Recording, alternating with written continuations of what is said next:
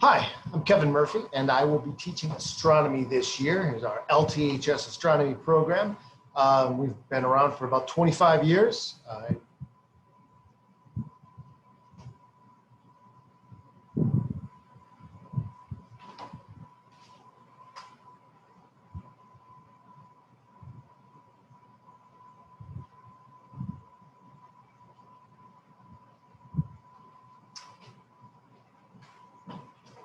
Hi, I'm Kevin Murphy. I'm teaching astronomy here at Lyons Township High School this year. So let's talk a little bit about the course. First, let's talk about the history of the course. We've been around since 1995 when I started the program. And we've done all sorts of fantastic things. You can see we've appeared in Astronomy magazine. There are two leading magazines in popular astronomy, Astronomy and then Sky and Telescope. We've traveled all around the country, including New Mexico for an annular solar eclipse. That's a ring solar eclipse. We've also taken a dozen excursions to Arizona. Most recently, we brought on some remote telescopes in Chile and actually now in Australia. And then back in 2017, you can see we traveled down to the southern part of Illinois to see the total eclipse. That was a fantastic experience. And then finally, one thing that we want to definitely talk about, that we offer this course for college credit. So we'll get to that momentarily. Here's a little example of what your son or daughter will be doing. This is a telescope in Chile right here. And then this is a picture that one of our students a few years ago put together. It's not nearly like just taking your phone and taking a picture. There's actually some process to it. And there's beautiful results. So we'll be doing that this year. Let's talk a little bit about the college credit that always comes up. The first thing I should tell you is that there's no hurry. We get college credit through Moraine Valley, but your son or daughter will actually enroll for the spring term. So we have until October before registration even begins. The course is offered through Moraine Valley, where I also teach and have taught for almost 20 years. And basically we do much of the same stuff. We just stretch it out over the course of a year. So it's a little slower pace than the college students experience. And then they get college credit. They get physical science 103, PHS 103, descriptive astronomy. That's a 4-credit lab course that they can then transfer from Moraine to any number of schools.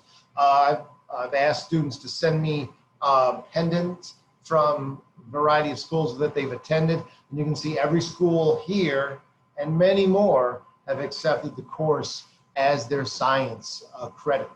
I know, for example, that both Wisconsin and Illinois take it as Astronomy 100. We actually follow some of the same Astronomy 100 curriculum that they do at Illinois. Every school in Illinois has to take the course. It just kind of depends on where they're at. Illinois State takes the course as just a general elective credit, whereas Illinois takes it as an actual science, Astronomy 100 science class.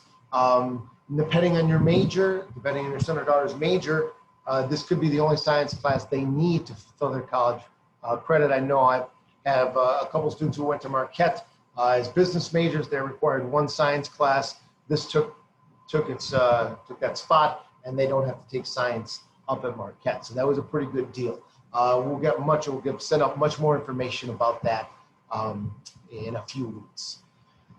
The course is all on Canvas. It has been. I feel lucky that we've been able to put all this stuff up on Canvas a few years ago.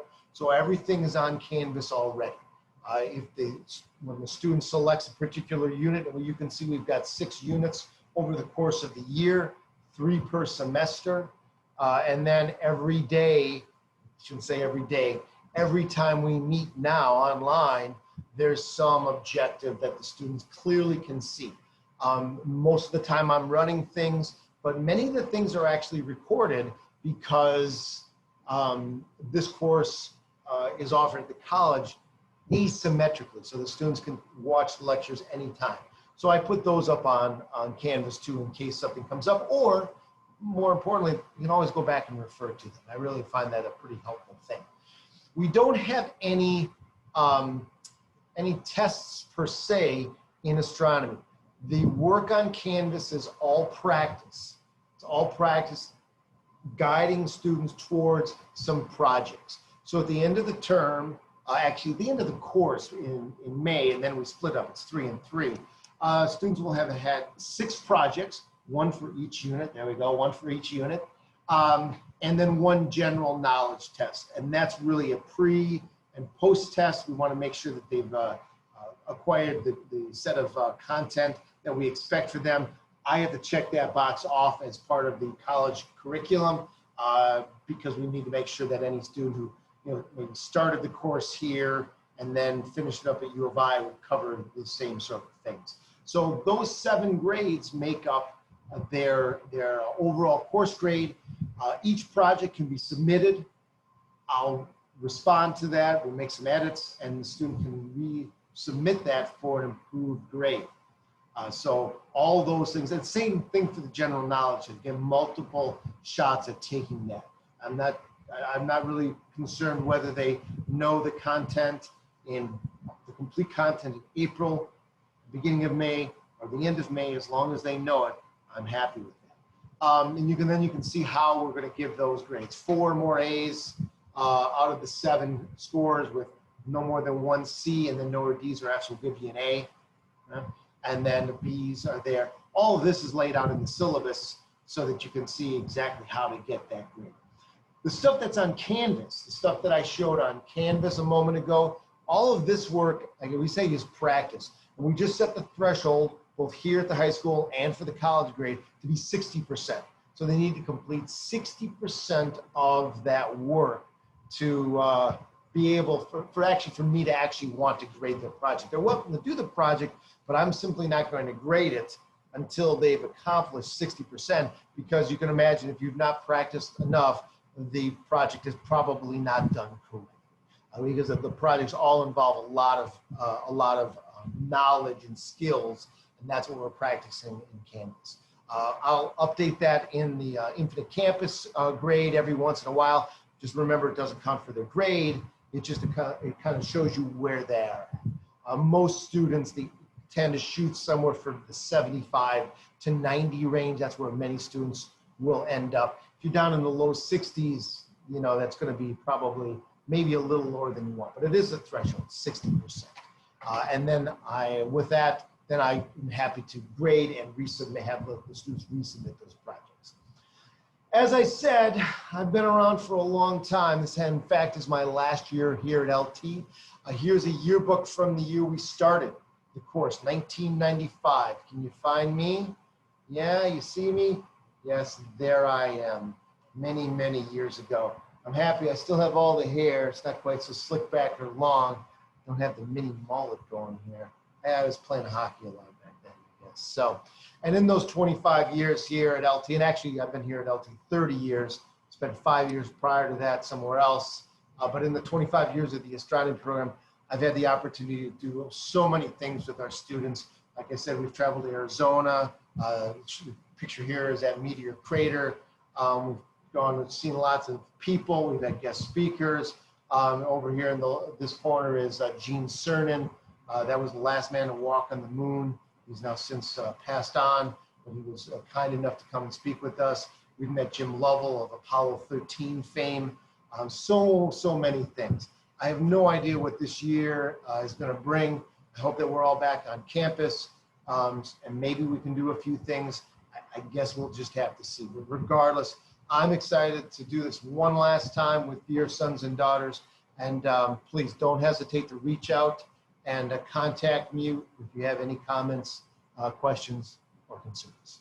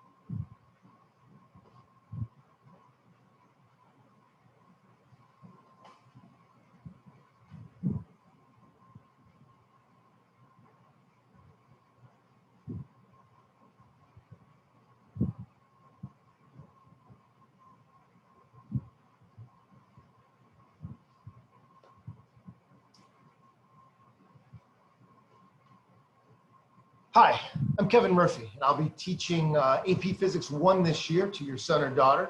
I'm one of a number of AP 1 physics teachers. Here you can see this picture. It's slightly out of date because it was taken a couple of years ago. Clearly, we can't be this close together in these times. So Jim Mishar listed here is not teaching AP 1 this year. He is teaching Physics C, AP Physics C. And we have two other AP 1 teachers, Matt Ramp and Joe Barker as well. So there's a whole bunch of us. So in addition to teaching AP 1, I also teach college astronomy and college physics. When I say college astronomy, I mean both here at the high school, we offer astronomy for dual credit, and at the college. I teach both college physics and college astronomy at Moraine Valley, where our AP 1 class is really very similar to their 150 class, just one topic different, the heat part. And that's basically Physics 101 down at U of I.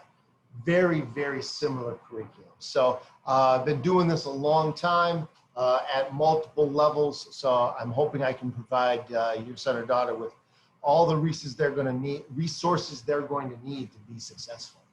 Let's talk a little bit about the course. For first semester, we covered these units here. In between these units, we throw in some exams. But let's show you what a daily calendar would look like. Here it is. I will tell you that I find that physics remotely, either virtually, is what I guess we would call this. I know we say it's remote, but the college calls it virtual because I'm actually present. Works pretty well. And it turns out that the 150 class I teach at Moraine is fully remote, meaning that I'm not involved. It's an asynchronous course. I've recorded all my lectures. Now here at LT, I provide all those lectures and we get feedback and everything. But what I've done is I've placed a whole bunch of problems up here, and they all come with a little video. So if at the end of the lecture a student is still struggling with a concept, that guided practice problem has a problem, and my helping students walk through each problem. And basically this course is nothing but lather, rinse, and repeat. We do that many, many times. Here's a problem. Let's all solve it. Okay, go try it on your own. Excellent. Let's introduce a new problem. Do it together, try it on your own. Yet another new problem, do it together, try it on your own. That's how it works. We also have some additional Canvas practice that we encourage students to do. Now, all of these grades are simply practice. Now, when I say grades, I mean the students get a feedback in terms of its score, but it's not recorded for a grade. I will post at the Infinite Campus so you can kind of get a feel for how much practice your son or daughter is needing. And I will tell you the same thing I told them. Look, I'm going to be on top of everybody until that first exam.